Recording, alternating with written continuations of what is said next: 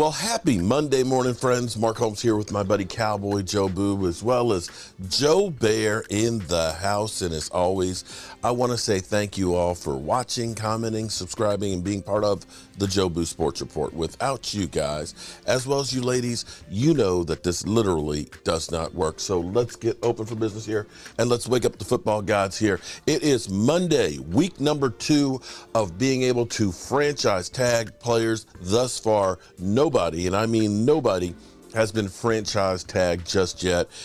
Teams, of course, they've got until next Tuesday at 4 o'clock to put the tag on players, or they will be free agents. So we know that we are looking at trying to do something with Tony Pollard. This week is a pivotal week in the NFL. Pivotal because, one, you do have the franchise tags, and we know teams like Washington are trying to work out a deal for guys like Daron Payne. We know that the Baltimore Ravens are trying to figure out what they're going to do with Lamar Jackson, and probably will have to put a franchise tag on him. The Cowboys are probably trying to work out a deal with Tony Pollard so they don't have to use the tag on him. But beyond even that, we have to understand we have a lot of free agents out there. 19 on our team, as well as some guys that we may look to cut to get cap relief and to move on. And so they need to start determining what guys are going to fit this new system that Mike McCarthy is going to go, because we're going from our good old Cowboys ground and pound type offense to more of a West Coast offense. And that means there's a change for the offensive linemen. There's a change for the running backs. It's a change for the receivers. Some guys that you have that didn't fit real well with the system before, now will have to do things a little differently and may be better suited. For example, Jalen Tolbert is more of a slot guy. Get me the ball in motion as opposed to a stop route or a curl or a comeback. And so those may be things that suit him better. And you start thinking about the running back situation, it needs to be more dynamic, where you're going to be like a Roger Craig, where you're going to be a receiver as well as running back, where Tony Pollard is more important than, say, a ground and pound running back like Zeke Elliott. Fullback is more important in the Mike McCarthy system as well. So we're sitting here trying to figure out who are the guys the Cowboys are going to keep, because we have guys like Leighton Vander Esch that are free agents, restricted free agents like Terrence Steele. Of course, you want to hold on to him, but will he be ready to start the season? And if he's not ready to start the season, are you ready to say, Matt Lewinsky or Josh Ball, we're going to turn over the keys to the kingdom to you until Terrence Steele is ready? Are you going to hold on to some of the old guys like Tyron Smith, who's a $17 million hit, or keep him as an insurance policy and restructure his deal, or see if he'll take a reduction in pay, much like Sean Lee did? And then there's guys like Leighton Vander Esch, who we found out how important he is when he got injured. You're going to bring him back knowing that he's got neck injuries, that one good hit on there, and he could be out for extended time. There's guys like Anthony Barr. He came in, he played okay, but one of the problems I think for the Cowboys is they wait till the end of training camp or during the season to bring in free agents, and they don't have time to get in shape because of today's NFL, where you don't really practice. You don't really practice. And to give you an example, I remember how it used to be the first couple of times I went to training camp many years ago. It didn't matter which days you planned on going, because pretty much you were practicing every day. Now, you have to really look at the schedule, the practice schedule, because they can't practice more than 3 days in a row during training camp. They only have 14 padded practices. And scrimmages can be walkthroughs. So here it is. I go to LA, get there Monday, which was the first padded practice. Unfortunately, my plane landed too late to get there for that practice. Tuesday is the second padded practice, which was a great practice. They were going after it. You were like, yeah, man, they're getting after it. On the schedule was a scrimmage that was supposed to start at 10:30. It actually started at 9:30, and it was a walkthrough. Thursday was off. Friday, I went back home. So going there from Monday through Friday. Oh, Friday was actually a travel day because they were going to play a preseason game. You don't practice much. And they don't get after it like if you were old like me, you remember doing Tennessee drills and going all full out in pads and stuff. They don't do that in the NFL. So if you get a guy who comes in at the end of training camp, there's only like 14 padded practices during the season. And they're not really going on it. They're basically going over what the game plan is. And you just got to be ready to roll. So when you bring in a 40-year-old Jason Peters, who hasn't been to any OTAs or training camp or anything like that, he's not in shape. When you bring in an Anthony Barr coming off of a knee injury, they're recovering from that knee injury and trying to get in shape at the same time. They both played okay, but not as good as if you had gotten them in April, in March, where they're doing OTAs with the team, where they're getting all of the information of what we're doing and stuff. And this is one of the problems for the Joneses. Now, this week is pivotal because the 2nd through the 5th is the combine, the actual workouts on the field, the guys you're going to draft. But it's even bigger than that because you get the scouts, you get the coaches, you get the GMs, the owners, all there together days before the combine actually works out. This is that opportunity for teams and GMs to start talking to each other and saying, hey, what do you think about such and such player? Are you interested in making trades? We've seen big signings like Alex Smith going to Washington happen during the combine. And this is that chance that if the Cowboys aren't just bullshitting us, that they really do want to make some moves. And let's be clear. The Cowboys recognized that they screwed up with Amari Cooper because all season you knew that the Cowboys were still trying to get a receiver to help out. We know they made a call to Jerry Jeudy with Denver.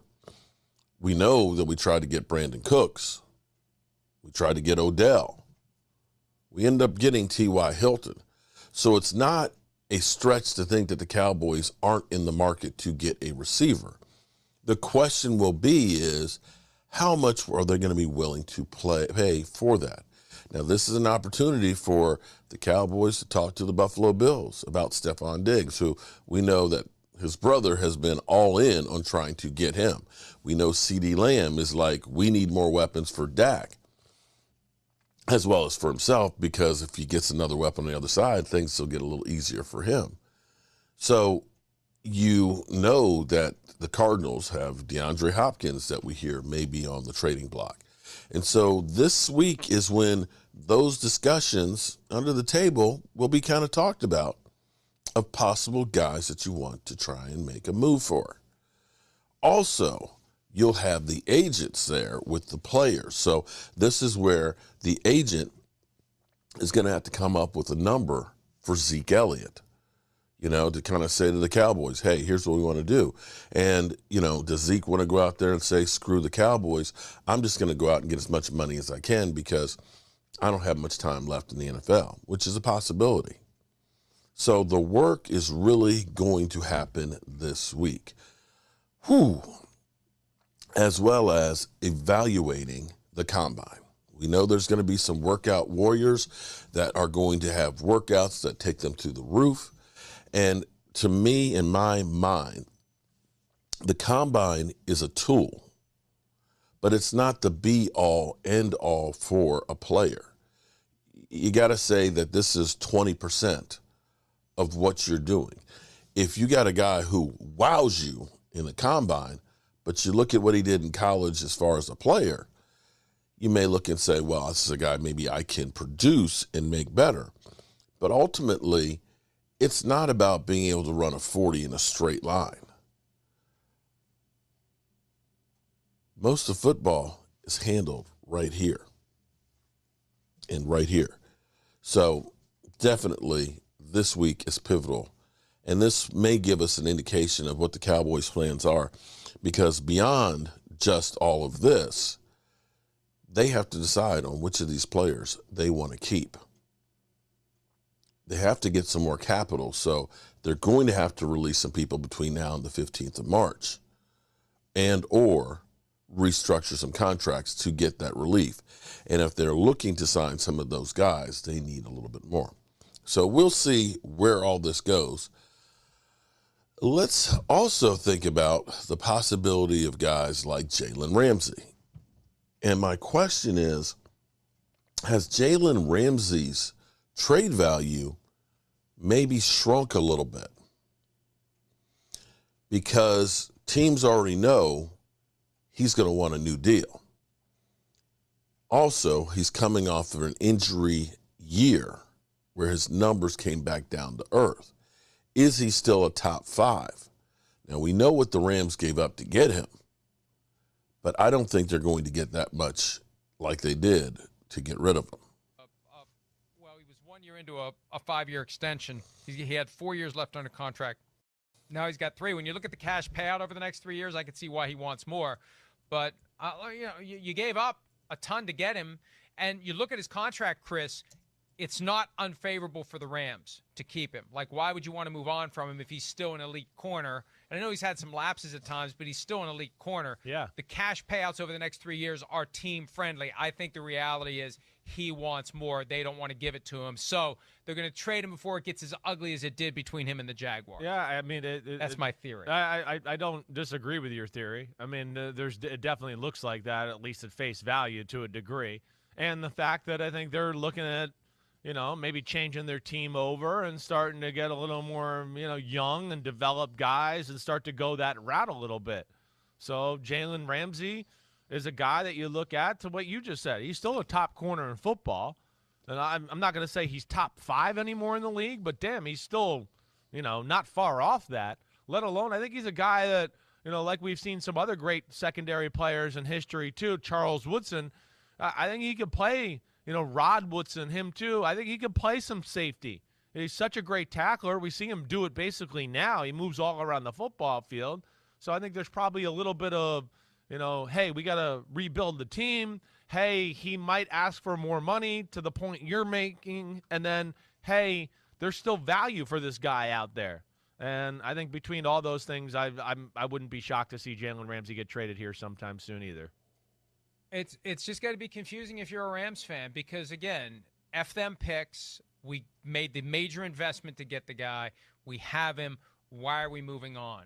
What are we going to get? Why are we doing this? Where are the Rams right now? And this does feel to me like it is. I don't know.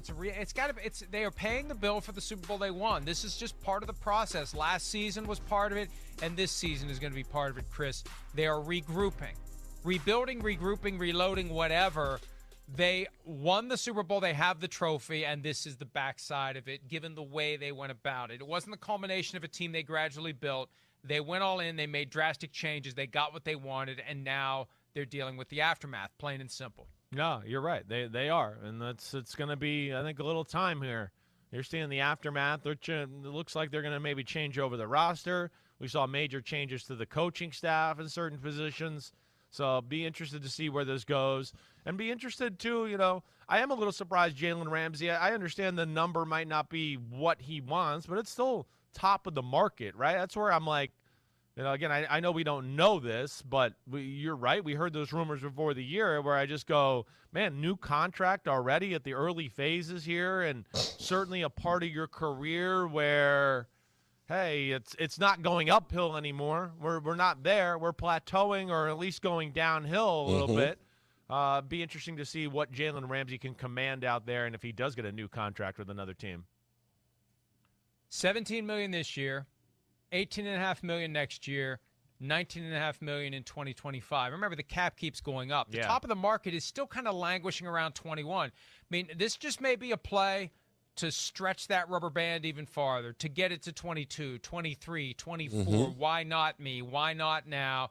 And the Rams If they choose not to do it, the only alternative is to trade him again before it gets ugly, before they get into that mess that the Jaguars were in with Jalen Ramsey back in 2019. But it feels like that's where it's going, and it really is hard to get a feel for where these Rams are. I feel like a lot more changes need to be made before they can become whatever they're going to be. Well, yeah. 2, 3, 4, 5 years from now, if Sean McVay is even there. The Jordan Rodriguez article from The Athletic from Wednesday or Thursday, I believe. I think it was Thursday. Really delving into the despair that Sean McVay felt last year. I'm surprised he came back after reading how dark things got for him last year. But, Chris, what did they expect? What did they expect? Did they expect to repeat? Did they expect to hold it all together? Because we'd said it all along, when you have all that money tied up in a handful of guys, injuries are going to kill you because it tests every ounce of depth you have to keep it going. And the offensive line fell apart, and that was that for the Rams. Exactly right. There you go. So the question is knowing that we have to pay Diggs, is it worthwhile to try and get Jalen Ramsey, knowing that you're going to have to give up draft capital? And has his number as far as trade value gone down some? I still think it's probably going to take a first to get him. Is the Cowboys' first good enough to go ahead and get him? Well, we'll have a discussion on that a little bit later. All right, good people, I'm Mark Holmes, and I appreciate each and every one of you guys. And we will have a lot going on this week. Tuesday, 5 o'clock tomorrow. Michael Irvin, will he or will they not come out with the tape by 5 o'clock Central Time? And Thursday is the beginning of the workouts for the defensive line. I'm Mark Holmes, and I'll see you soon. Mark Holmes here, and as always, I want to thank you all for watching, commenting, subscribing, and being part of the Joe Boo Sports Report.